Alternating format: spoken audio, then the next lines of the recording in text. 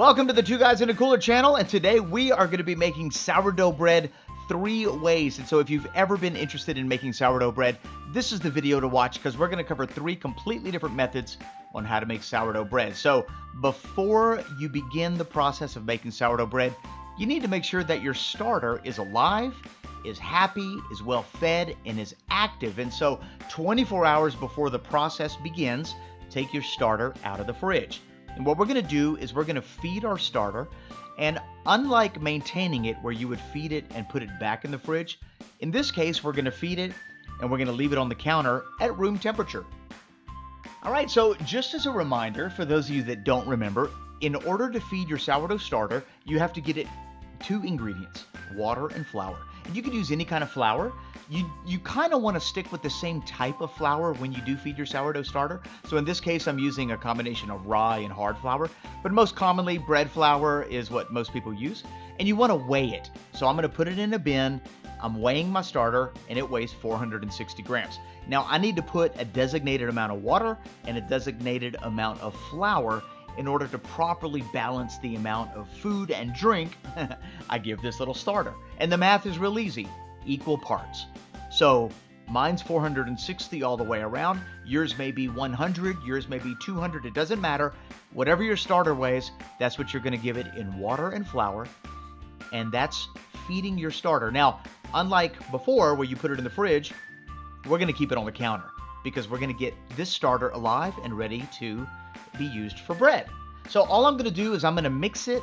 You could use a fork or a spoon. It's going to be relatively thick, and I'm going to pull a little bit back so that this will go into my refrigerator. Now this is going to be the starter that I save for the next time I want to make bread. And this just ensures that I don't use up all my starter and I'm left with none.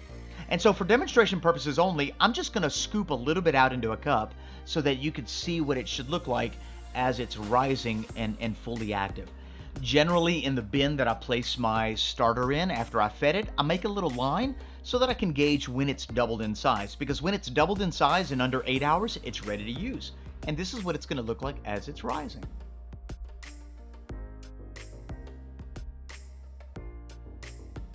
Alright, so now it's time to prepare the dough. My starter has doubled in size in under 8 hours.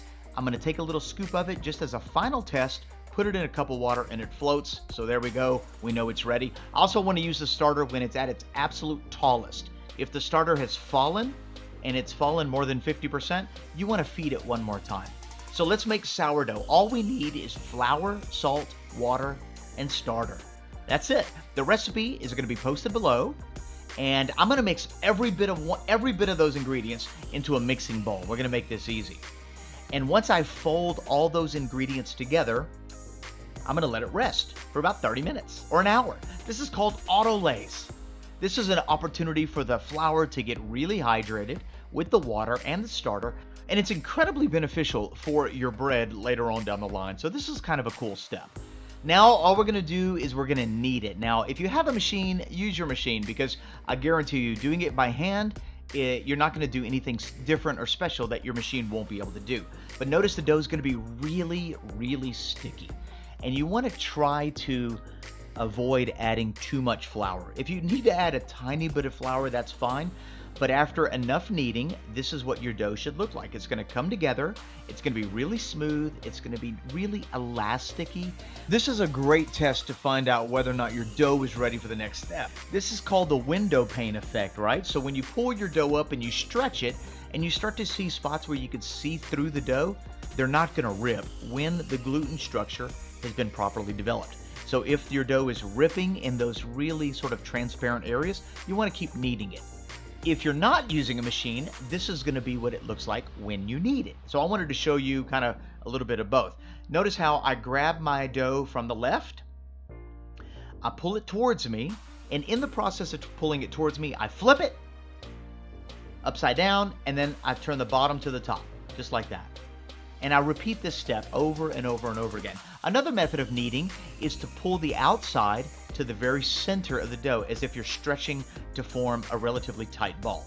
So I rotate the ball 90 degrees and then I grab basically a giant corner and I turn it and pull it towards the very center again.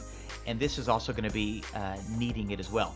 But when you're done, your ball should be really bouncy. When you press it, it should come right on back. One of the biggest problems people have when they make sourdough is they don't knead it enough. And so what ends up happening is the dough falls and you end up getting very flat sourdough bread. All right, so set that aside, let it rest for 1 hour. After 1 hour, you're gonna just gently flour your working surface, and you're gonna go ahead and turn your dough out onto that working surface. And all we wanna do is very quickly, this isn't something that we're gonna spend a whole lot of time on, we're just gonna very gently work this dough and strengthen the gluten bond again, all right? So we're gonna do this actually twice through this rising process, and all we're gonna do, and you're gonna see right here, is we're gonna kind of go along that same idea of kneading our dough. I'm gonna turn it and flip it, all right? And see how it rested and now the gluten structure is relaxed. So every time we do this, we're actually tightening the gluten matrix, and that's what we want. We want that gluten matrix to be really tight. And so I'm gonna flip it. There we go, with confidence. And I'm gonna go ahead and do that a few times. And then finally, I'm gonna form my ball one more time by pulling the corners to the center and pressing down with the palms of my hand. Like I said, nothing complicated. This step really may only take about 5 minutes, maybe even less than 5 minutes, as I'm just working it out. And so all I'm doing is I'm getting it back to a ball shape. I'm getting that gluten matrix firmed up. My dough should be a little more stiff at this point, and I'm gonna go ahead and set it to the side so that it can rest for 1 more hour. This is what your dough should look like after the first working. We're gonna call that after the first working. Now we're gonna go ahead and cover that up and let it rest for 1 more hour. And if you're still with me, hang in there because we're getting to the good stuff. All right, this is where the fun begins. Now we get to separate our ball into the loaves. So I'm making 4 loaves, so this is where I'm just gonna separate it all. If you're only making 1 loaf, then you don't have to worry about this step. All you wanna do is you wanna go ahead and form it into your ball like we're about to do now. And set it to the side. But in my case, I needed to separate mine into 4 loaves. So after weighing them out and measuring them out, I'm gonna go ahead and do that same technique where I pinch an edge and I'm folding it to the center and then I'm pressing it down with my fingers.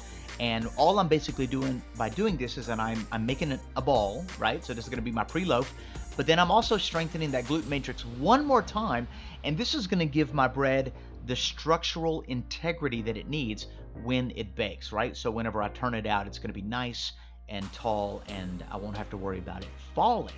All right, so once we do that, we're gonna go ahead and set it to the side and move on down the road.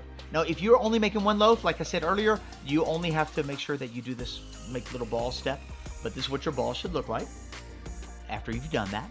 And I'm just gonna cover them up because I don't want them to dry out.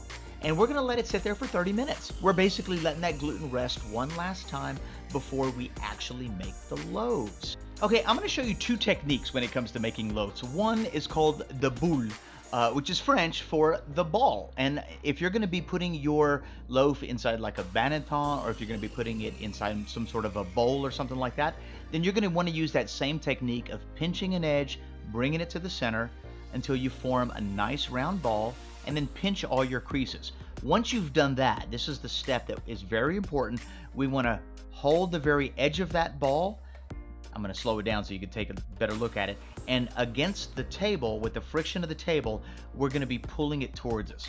And so you're literally gonna be strengthening the outer shell of this ball. You can kind of feel the sourdough loaf itself tightening up within your hands, because as you're pulling it, that dough is slightly sticking to the table and it's creating tension on the outer part of the ball. Now, once you've got that, we're gonna go ahead and turn it upside down because these are gonna go in the balls. It still should be relatively springy, your loaf itself. And we're gonna go ahead and flip it over upside down and put it in our banneton. And that's gonna go ahead and go to the side. The second method for getting your loaf ready is for the loaf itself. Now, this technique's a little different. What you want to do is you want to kind of open up your bread, take the right side, fold it to the left, take the left side, fold it to the right. You see how I'm doing that? I'm going to pinch all the edges, and with my knuckles, I'm going to make sure that I get all my creases really tight, right? And then the top of it, I'm going to roll towards me, and I'm going to push it back. Now, this is where I'm going to create the tension on the loaf itself. I'm rolling it towards me, and I'm pushing it back with my fingers. And then I'm gonna repeat that process until I've completely made the entire loaf. So I'm pulling it towards me, and then I'm pushing it back with my thumb. Do you see that? And what that's going to do is that's going to create a more elongated shape that's going to have a lot of tension, surface tension, and it's going to create a really nice, beautiful loaf that's going to rise really nice and tall, and you're going to see how we're going to do that later on. Now, as soon as I'm done, I'm going to go ahead and pinch the edges. There's the crease. My crease is going to be down in this case because I'm going to bake it in my loaf pan. And I'm going to go ahead and just do that same technique of pulling it towards me, the entire thing, one last time. And then I'm going to go ahead and put it in my loaf. Now, all I did was I sprinkled a little bit of rice flour. I sprayed the inside with a little bit of grease, sprinkled it with rice flour, and now I'm just going to go ahead and flour the top. And guess what? That is it. If you want to bake your sourdough bread today, right? If you want to have bread in 2 hours, let your sourdough in these containers rise until they've at least doubled in size, and then you're going to bake them for 450 degrees Fahrenheit for 30 minutes. Or, here we go, or if you want a sour, delicious, complex sourdough, let your bread rise for about 45 minutes on the counter, and then place your loaves in the refrigerator overnight, which is what I'm doing right now. If you put them in there for about 15 hours, you slow the process of that yeast, and the lactobacillus bacteria that's in there is going to be releasing lactic acid, basically lowering the pH of your bread, causing it to be really nice and sour. So let's get to the 3 ways. Way number 1, Dutch oven. Way number 2, cast iron skillet. Way number 3 is going to be a spray bottle, okay? So I know some of you don't have bannetons. I know some of you don't have cast iron skillets. Some of you don't have Dutch oven. So hopefully one of these ways will appeal to you. Notice in one oven, I'm preheating a Dutch oven without the lid on. And in the other oven, I've got a cast iron skillet that I'm going to preheat with the oven as well. In addition to the cast iron skillet, I'm going to put a cookie sheet. And all that's going to be preheating at the same time. So while your loaves are rising on the counter, so we've taken them out of the fridge, it's the next day, they're continuing to rise, we're going to wait till they double in size, which may take about 2 hours. We're going to go ahead and get our ovens preheated. We're going to get them set up, whichever method you're going to choose. And on a piece of parchment paper, when your loaves have risen to about as high as they're going to go, usually it's about double in size. Now, if you have a lame, this is great. You don't need one. A sharp knife actually does the trick. You can actually just hold the razor if you have razor blades, and this will allow you to score your bread and give it that signature mark. So all we're going to do in this particular case is we're going to give it a really simple scoring right here on the top. This is going to give it a neat design, and it's going to help it rise in such a way that it doesn't blow out the side. And there we go. So bread number 1 has been scored, and we're going to go ahead and pop this one in the oven. This particular bread is going to be baked with the cast iron skillet and the cookie sheet, 450 degrees for 30 minutes. And so watch how we're going to do it. All we're going to do is with the parchment paper, it just makes it really easy to move around. I'm going to add some water to that cast iron skillet, because what I want is I want a lot of steam in there. I want to create a steam environment so that the bread stays soft enough to get that rise, and then it forms its crust at the very end. Now we want both, but it needs to be perfectly timed. So this is what it's going to look like after 30 minutes. Check that out. We got the crust, we got the height, and it looks absolutely amazing.